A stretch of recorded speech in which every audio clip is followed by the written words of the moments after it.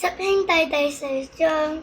十兄弟好不容易到了地牢門口，卻發現大門被反鎖了。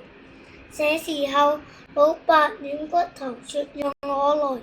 軟骨頭把身體縮起來，扭啊扭，就從旁邊的小洞爬了進去，幫大家打開了門。可是他們沒有地牢的鎖匙，正愁着不知怎麼辦時，老狗轉地鼠說：讓我來。轉地鼠開始轉土，轉出一條長長的地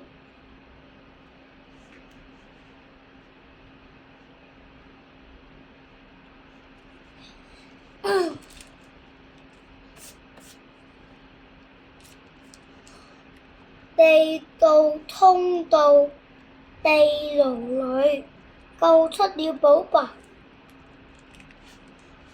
出了地牢，十兄弟看見守衛已經把皇宮包圍了起來。哥哥們就對老十說：弟弟，這裡讓我們來，你趕快帶寶爸回家吧。飛毛腿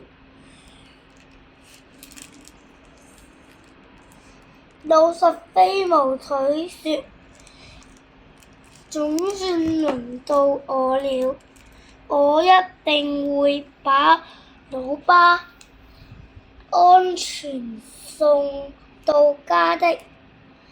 飛毛腿一說完，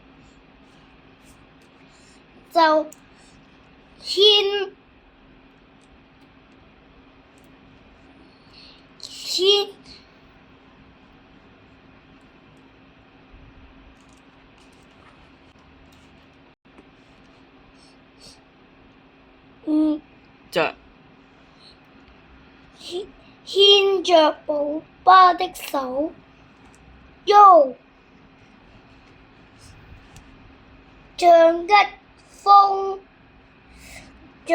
陣風一樣，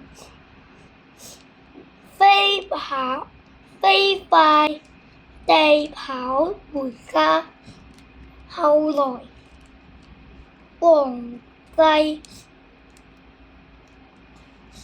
知道夜明珠真是寶爸的，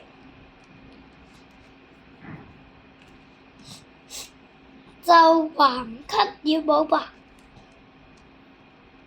皇上邀請十兄弟到皇宮玩，十兄弟也常常幫皇帝的忙呢。